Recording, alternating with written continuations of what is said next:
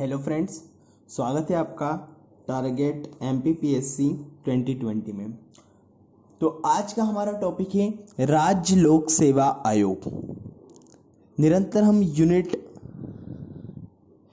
10 को कवर कर रहे हैं और यूनिट 10 के सारे आयोग हम एक एक करके आगे बढ़ाते चले जाएंगे। ठीक है,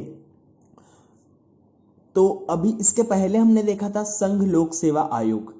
आज हम देख रहे हैं राज्य लोक सेवा आयोग। तो क्या जरूरत पड़ गई थी राज्य लोक सेवा आयोग की? अब देखिए, जब भारत आजाद हो गया था, भारत का संविधान लागू हो गया था, उसके बाद भारत में क्या हुआ था, अलग अलग राज्य बना दिए गए थे। तो अब राज्यों में अलग से अधिकारियों की नियुक्ति या फिर कहें तो एक कुशल जो प्रशासक रहते हैं उनकी नियुक्ति के लिए हमें राज्य लोक सेवा आयोग की आवश्यकता हुई। तो उसी के संदर्भ में हम अगर मध्य प्रदेश की बात करते हैं तो मध्य प्रदेश लोक सेवा आयोग बना। कौन सा बना? मध्य प्रदेश लोक सेवा आयोग, जिसे हम क्या कहते हैं, एमपीपीएससी।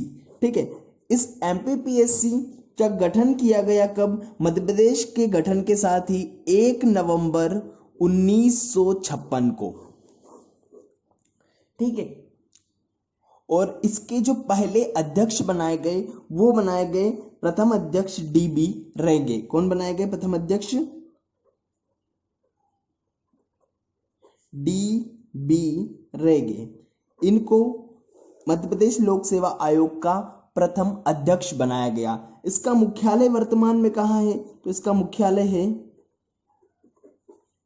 इंदौर में। कहाँ है? इंदौर में। मध्य प्रदेश लोक सेवा आयोग का मुख्यालय कहाँ है? इंदौर में है। तो जैसा हमने देखा था कि यूपीएससी का उल्लेख भारत के संविधान में आर्टिकल 315 से 323 तक है, उसी प्रकार राज्य लोक सेवा आयोग का प्रावधान भी भारतीय संविधान में आर्टिकल 315 से 323 तक दिया गया है। ठीक है, सेम उसी आर्टिकल में राज्य का लोक सेवा आयोग भी दिया हुआ है। अब हमने इसके बाद क्या देखा था, संघ लोक सेवा आयोग की संरचना कैसी होती। उसी प्रकार से एक राज्य का भी लोक सेवा आयोग होता है, तो राज्य के लोक सेवा आयोग की संरचना को भी हमें देखना चाहिए। ठीक है,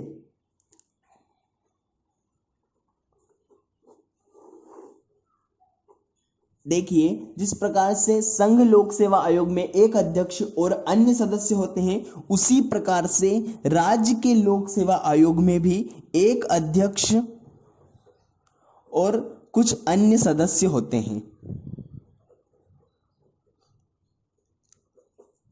ठीक है, वहां पर इन अध्यक्ष और सदस्यों की नियुक्ति कौन कर रहा था? राष्ट्रपति कर रहा था। लेकिन यहां पर इन अध्यक्ष और सदस्यों की नियुक्ति कौन करेगा?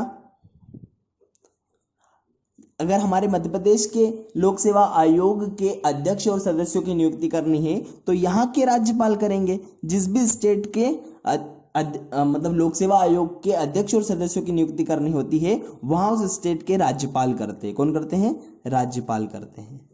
ठीक है, फिर जैसा कि हमने देखा था कि इन सदस्यों और की जो संख्या होती है वो संविधान में कहीं फिक्स नहीं की गई है कि इतने सदस्य होंगे। यह डिपेंड करता है किसके ऊपर? राज्यपाल के ऊपर।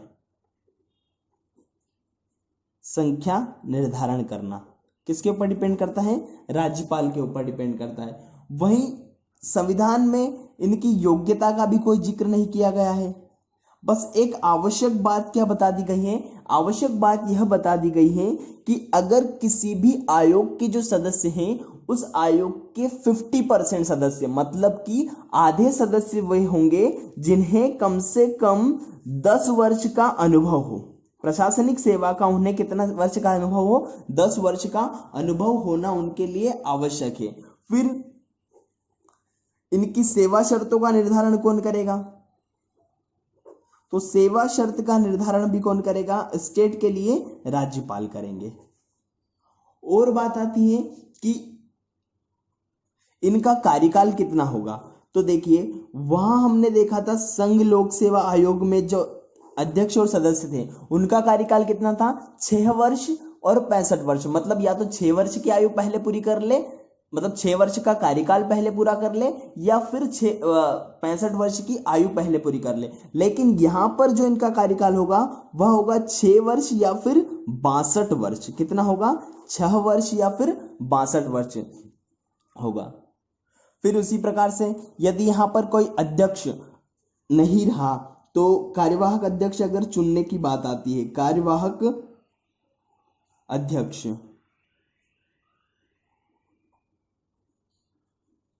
तो कार्यवाहक अध्यक्ष दो परिस्थितियों में चुने जाएंगे। या तो अध्यक्ष का पद रिक्त हो गया है या फिर अध्यक्ष क्या है? अनुपस्थित है। इन दो परिस्थितियों में कार्यवाहक अध्यक्ष चुना जाएगा। और वो कार्यवाहक अध्यक्ष कौन नियुक्त करेगा? तो राज्यपाल। ठीक है। और यह कार्यवाहक अध्यक्ष कब तक कार्य करेगा? तो जब तक कोई नया अध्यक्ष नहीं चुन लिया जाता तब तक यह कार्यवाहक अध्यक्ष कार्य करेगा। ठीक है, आयोग के अध्यक्ष के रूप में। अब बात आती है कि यदि इन सदस्यों या अध्यक्ष में किसी का निष्कासन किया जाना है तो कैसे किया जाएगा? ठीक है, देखिए यहां पर नियुक्ति कौन कर रहा था? राज्यपाल नियुक्ति कर रहा था। लेकिन निष्कासन कौन करेगा? तो निष्कासन यहां पर भी राष्ट्रपति ही करेगा। ठीक है, ना कि राज्यपाल करेगा। चाहे संघ लोक सेवा आयोग हो चाहे राज्य लोक सेवा आयोग है, उनके सदस्यों का निष्कासन किसके द्वारा किया जाएगा? राष्ट्रपति के द्वारा ही किया जा सकता है, ना कि राज्यपाल के द्वारा। ठीक है, अब निष्कासन के लिए क्या आधार होगा? किन आधार या फिर किन परिस्थिति में निष्कासन किया जा सकता है? तो देखिए, सबसे पहली बात, अगर वह दिवालिया घोषित कर दिया गया हो, कोई भी सदस्य अगर दिवालिया घोषित कर दिया गया हो, या फिर शारीरिक या मानसिक रूप से कार्य करने में अगर वह अक्षम है, तब भी उसे हटाया जा सकता है। फिर और क्या हो सकता है? तो अगर किसी बाहरी कार्य में लगा हो, मतलब कहीं और से वह लाभ प्राप्त कर रहा है, तब भी उसे निष्कासित किया जा सकता है। अगर वह बाह्य कार्य में लगा है तब भी। और एक आधार है जिसे हम कहते हैं कदाचार।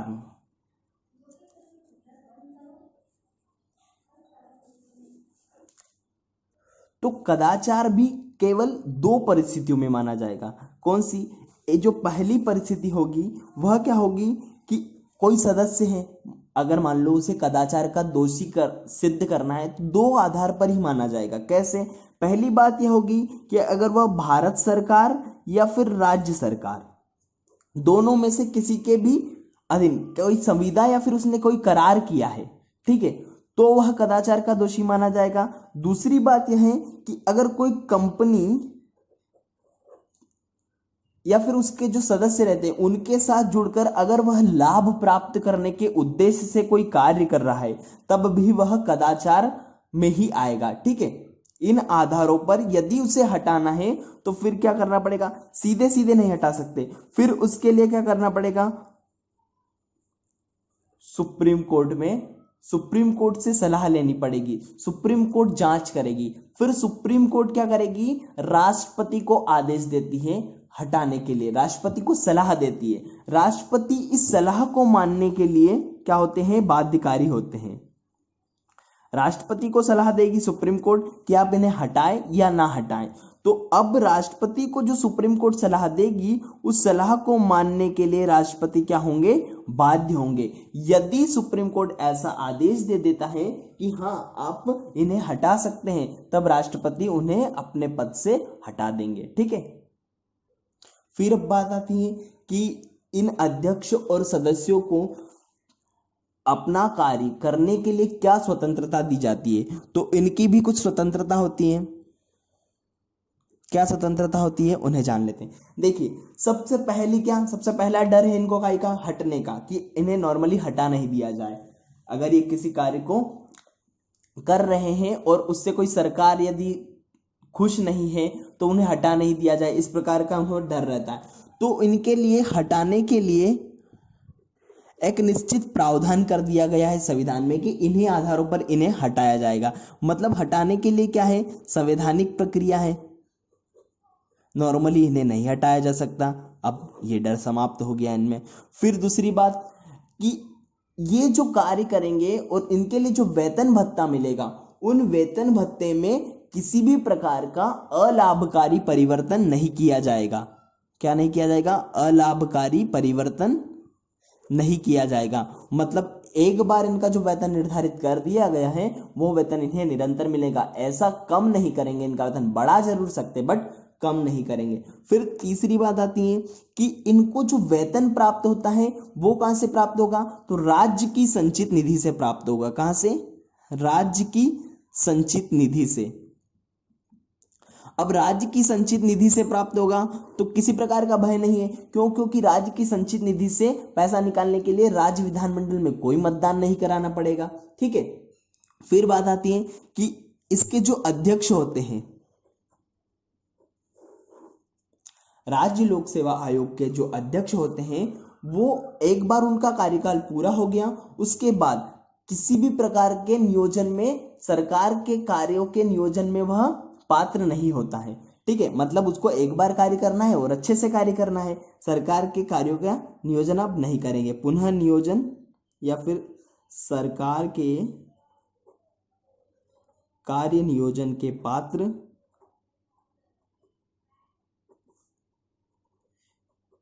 नहीं होंगे। फिर और क्या? तो इसके जो सदस्य होते हैं,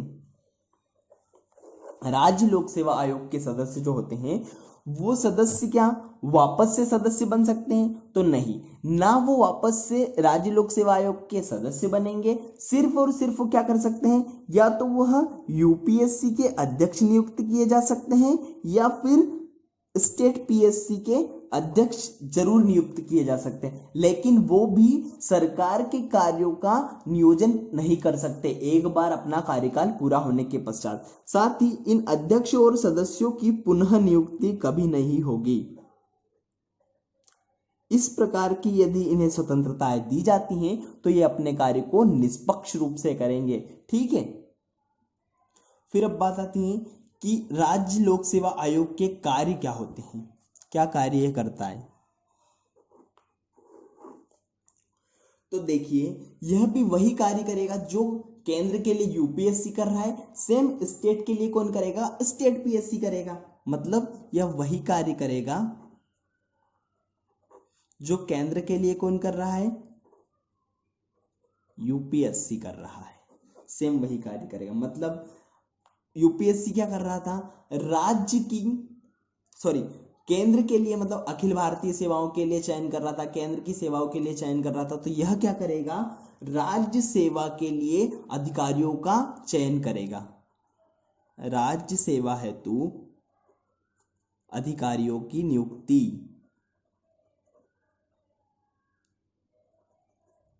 नियुक्ति करेगा। फिर अगर सिविल सेवा, राज्य की सिविल सेवा और भर्ती पद्धति के संबंध में अगर कोई परामर्श देना है सरकार को, तो वह कार्य कौन करेगा? State PSC. सिविल सेवा की भर्ती पद्धति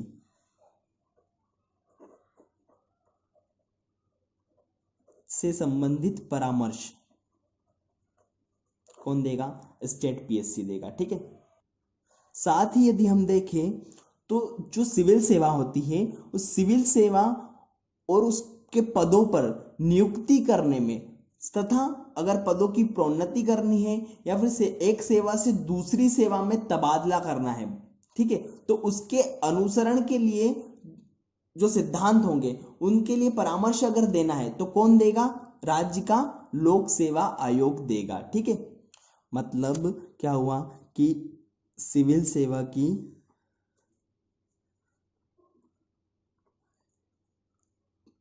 पद या फिर प्रोन्नति या फिर तबादले से संबंधित कोई परामर्श देना है तो फिर कौन देगा, स्टेट पीएससी ही देगा, उसके लिए जो आयोग है स्टेट पीएससी का वही देगा। साथ ही अगर राज्य सरकार के अधीन कोई लोक सेवक कार्य कर रहा है और कार्य के दौरान अगर उसे किसी प्रकार की क्षति होती है, किसी अधिकारी को किसी प्रकार की क्षति होती है, तो फिर क्या करेगा, उसके लिए पेंशन का दावा कर सकता है और साथ ही कितनी पेंशन उसे देना है उसका निर्धारण भी आयोग कर सकता है। यह तमाम प्रकार के कार्य करेगा कौन, स्टेट पीएससी। ओके, फिर अगर पूछ लिया जाए कि इसके कार्यों का आलोचनात्मक वर्णन कीजिए, तो आलोचनात्मक वर्णन करने के लिए हमें क्या, इसकी कुछ लिमिट्स पता होनी चाहिए कि किस हद तक यह कार्य कर सकता है, इस सीमा से बाहर नहीं जा सकता। तो देखिए बहुत सारे ऐसे विषय होते हैं जो कि स्टेट पीएससी के आयोग की अधिकार सीमा से बाहर होते हैं, ठीक है। जैसे क्या हो गया कि कोई ओबीसी मतलब जो पिछड़ी हुई जनजाति है, पिछड़ी हुई जाति है, अगर उन्हें आरक्षण देना है तो आरक्षण का निर्धारण ये नहीं करेगा, आयोग नहीं करेगा। साथ ही अगर एसटी एससी वगैरह जो है, एसटी एससी के आरक्षण का निर्धारण भी आयोग नहीं करेगा, इन दोनों के आरक्षण का निर्धारण नहीं करेगा। और क्या बात है, तो देखिए अगर कोई पद है, जैसे कि अलग अलग पद होते हैं, है ना, अधिकारियों के, उस पद के विषय में या फिर कोई सेवा है उसके विषय में अगर कोई बदलाव करना है तो वह बदलाव आयोग नहीं कर सकता, तो फिर कौन कर सकता, तो इस प्रकार के जो बदलाव होंगे वो कौन करेगा, राज्यपाल करेगा। और वह भी कैसे करेगा, उसको भी इसके बदलाव करने के लिए पहले क्या करना पड़ेगा, राज्य विधानमंडल के समक्ष पेश करना पड़ेगा। इस बदलाव को कहां रखेगा, वो राज्य के विधानमंडल में रखेगा। अब राज्य विधानमंडल चाहे तो उसे खारिज भी कर सकता है या फिर उसे समाप्त भी कर सकता है, सॉरी संशोधन भी कर सकता है उसमें कुछ अगर चाहे तो, ठीक है। तो इस प्रकार की इसकी सीमाएं भी होती हैं, ऐसा नहीं कि आयोग बन गया तो कुछ तो भी कार्य करेगा, हर प्रकार के कार्य आयोग नहीं करता है। और भी कुछ मुख्य मुख्य फैक्ट अगर हम कवर करना चाहें तो यहाँ पर अगर सीधा सीधा पूछ लिया जाता है कि भारत के संविधान के किस अनुच्छेद में ऐसा लिखा गया है कि राज्य के लिए एक लोक सेवा आयोग होगा, तो हमने पहले देखा था यूपीएससी के संदर्भ में, जो यूपीएससी के लिए लिखा है संघ लोक सेवा आयोग के लिए, उसी अनुच्छेद में राज्यों के लिए भी लिखा गया है आर्टिकल 315 में कि प्रत्येक राज्य का एक लोक सेवा आयोग होगा। क्या होगा, प्रत्येक राज्य का एक लोक सेवा आयोग होगा। तो क्या फिर ज्वाइंट पीएससी कैसे होता है, देखिए एक 7वां संविधान संशोधन हुआ था, कौन से नंबर का, 7वां संविधान संशोधन हुआ था। उस 7वें संविधान संशोधन के तहत क्या कर दिया गया था पता है, कि एक मतलब दो राज्य मिलकर एक लोक सेवा आयोग बना सकते हैं, दो राज्य या फिर दो से अधिक राज्य मिलकर एक हाई कोर्ट भी बना सकते हैं। इस प्रकार के प्रावधान कर दिए गए थे, कहां पर, 7वें संविधान संशोधन के तहत। पहले क्या होता था, प्रत्येक राज्य का एक अलग होता। साथ ही साथ यदि हम देखें तो दो या दो से अधिक राज्यों का एक राज्यपाल भी हो सकता है।